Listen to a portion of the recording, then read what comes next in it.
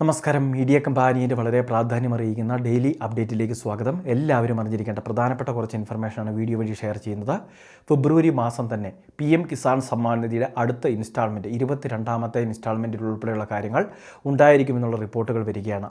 63,500 കോടി രൂപയാണ് ഈ ബഡ്ജറ്റിൽ യൂണിയൻ ബഡ്ജറ്റിൽ കേന്ദ്ര സർക്കാർ പ്രഖ്യാപിച്ചിട്ടുള്ളത്. അപ്പോൾ ഈ തുക വളരെ വേഗത്തിൽ നമ്മളുടെ അക്കൗണ്ടിലേക്ക് എത്തിച്ചേരും. KYC പൂർത്തീകരിച്ചിരിക്കണം, അത് നിർബന്ധമാണ്. അതുകൂടാതെ തന്നെ കർഷകർ ഒരു വീട്ടിൽ ഒന്നിലധികം പേർ ആനുകൂല്യം വാങ്ങുന്നുണ്ടെങ്കിൽ അങ്ങനെയുള്ളവർക്ക് ആനുകൂല്യം ലഭിക്കില്ല. ഇതോടൊപ്പം തന്നെ നമ്മുടെ കൃഷിഭൂമിയുമായി ബന്ധപ്പെട്ട രേഖകളിൽ പൊരുത്തക്കേടുകളുണ്ടെങ്കിൽ ഇപ്പോൾ ഇതെല്ലാം ഓൺലൈൻ വഴി സുതാര്യമായിട്ട് നമുക്ക് കാണാൻ സാധിക്കും, വെരിഫിക്കേഷൻ ചെയ്യാൻ സാധിക്കും. അതുമാത്രമല്ല കേന്ദ്ര സർക്കാരിനും ആക്സസിബിലിറ്റി ഉൾപ്പെടെയുള്ള കാര്യങ്ങളുണ്ട്. അതുകൊണ്ട് തന്നെ കൃഷിഭൂമിയുമായി ബന്ധപ്പെട്ട് എന്തെങ്കിലും പൊരുത്തക്കേടുകളുണ്ടെങ്കിൽ, പ്രത്യേകിച്ച് 2019 ഫെബ്രുവരി മാസത്തിന് ശേഷമുള്ള ലാൻഡ് റെക്കോർഡുകളൊക്കെയാണ് സമർപ്പിച്ചിട്ടുള്ളത് എങ്കിൽ ഒരുപക്ഷെ നമുക്ക് ആനുകൂല്യം തടസ്സപ്പെടാം. അപ്പോൾ കർഷകർ ഈ കാര്യങ്ങൾ തീർച്ചയായിട്ടും ഒന്ന് ശ്രദ്ധിക്കുക.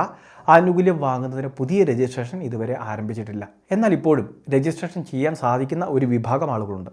അതായത് 2018 കൃഷിഭൂമിയുണ്ട്, അതോടൊപ്പം തന്നെ ഇപ്പോഴും നമ്മുടെ കൈവശമാണ് കൃഷിഭൂമിയെങ്കിൽ ഈ പദ്ധതിയിലേക്ക് ഇതുവരെ അപേക്ഷ വെച്ചിട്ടില്ല എങ്കിൽ അങ്ങനെയുള്ളവർക്ക് ആനുകൂല്യത്തിന് അപേക്ഷ വെക്കാം.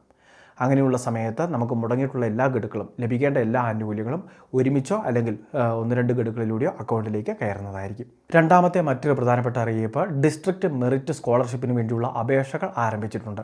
ഫുൾ A+ മേടിച്ച വിദ്യാർത്ഥികൾക്ക്, SLC +2 തലങ്ങളിലെല്ലാം ഫുൾ A+ മേടിച്ച വിദ്യാർത്ഥികൾക്ക് ഒരു വലിയ ക്യാഷ് അവാർഡ് പോലെ ലഭിക്കുന്ന പദ്ധതിയാണിത്. എത്രയും വേഗം DC സ്കോളർഷിപ്പ് kerala.gov.in എന്ന വെബ്സൈറ്റ് വഴി അപേക്ഷകൾ സമർപ്പിക്കേണ്ടതാണ്. അടുത്ത മറ്റൊരു പ്രധാനപ്പെട്ട അറിയിപ്പ്, നമ്മളുടെ സംസ്ഥാനത്തെ ആധാർ കാർഡിൻ്റെ പുതുക്കലുമായി ബന്ധപ്പെട്ട നിരവധി അറിയിപ്പുകൾ നമ്മളുടെ ചാനൽ വഴി നൽകിയിരുന്നു.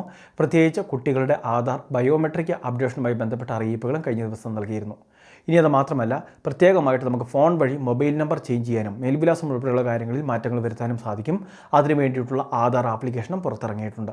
അപ്പോൾ ഇത്തരം ആപ്ലിക്കേഷനുകൾ വഴിയും ഇനി നമുക്ക് ഈ പറയുന്ന കാര്യങ്ങൾ നമുക്ക് അപ്ഡേഷൻ ചെയ്യാൻ സാധിക്കുന്നതായിരിക്കും. ഏറ്റവും അവസാനത്തെ പ്രധാന അറിയിപ്പ്, കർഷകർക്ക് യന്ത്ര സാമഗ്രികൾ, കാർഷിക ഉപകരണങ്ങൾ സബ്സിഡി നിരക്കിൽ ലഭിക്കുന്ന SMAM എന്ന് പറയുന്ന പദ്ധതി, കാർഷിക യന്ത്രവൽക്കരണ ഉപപദ്ധതി സ്കീമിലേക്ക് ഇതുവരെയും അപേക്ഷിച്ചിട്ടില്ലാത്തവർ എത്രയും വേഗം അപേക്ഷകൾ സമർപ്പിക്കുക. അവസരങ്ങൾ അവസാനിക്കാറായിട്ടുണ്ട്. സൈറ്റ് ലഭ്യമല്ലാതെ വരുന്ന സാഹചര്യം വരെ ഉണ്ടാകാം. അതുകൊണ്ട് തന്നെ എത്രയും വേഗം ആപ്ലിക്കേഷൻ സബ്മിറ്റ് ചെയ്യുക.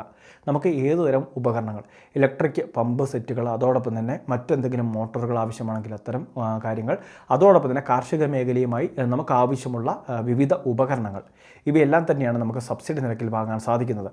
നിലവിൽ 50% മുതൽ 80% വരെയൊക്കെ സബ്സിഡി ലഭിക്കുന്ന പദ്ധതിയാണിത്. അതുകൊണ്ട് തന്നെ ആനുകൂല്യം പ്രയോജനപ്പെടുത്തുക. സംശയ നിവാരണങ്ങൾക്ക് കൃഷിഭവനുമായിട്ട് ബന്ധപ്പെടുക, അല്ലെങ്കിൽ കാർഷിക ഉപകരണങ്ങൾ വിൽപ്പന ചെയ്യുന്ന സ്ഥാപനങ്ങളുമായിട്ട് ബന്ധപ്പെട്ടാലും സൗജന്യമായിട്ട് അപേക്ഷകൾ അവിടെ വെച്ച് കൊടുക്കുന്നതാണ്. നമ്മുടെ സ്ഥലത്തിൻ്റെ കരമടച്ച രസീത്, ഗുണഭോക്താവിൻ്റെ ഫോട്ടോ, ബാങ്ക് അക്കൗണ്ട് ഡീറ്റെയിൽസ്, അതോടൊപ്പം തന്നെ നമ്മൾ വാങ്ങുന്ന ഉപകരണവുമായി ബന്ധപ്പെട്ടിട്ടുള്ള മറ്റ് ഡീറ്റെയിൽസ്, ഇവയെല്ലാം തന്നെ കൃത്യമായിട്ട് നമ്മൾ സമർപ്പിക്കണം. ആധാർ കാർഡും ഇതിൻ്റെ ഒരു പ്രധാന രേഖയാണ്. വളരെ പ്രധാനപ്പെട്ട കുറച്ച് ഇൻഫർമേഷനാണ് വീഡിയോ വഴി ഷെയർ ചെയ്തത്. ഇതുപോലുള്ള അറിയിപ്പുകൾക്ക് ചാനൽ സബ്സ്ക്രൈബ് ചെയ്യുക, ഫോളോ ചെയ്യുക.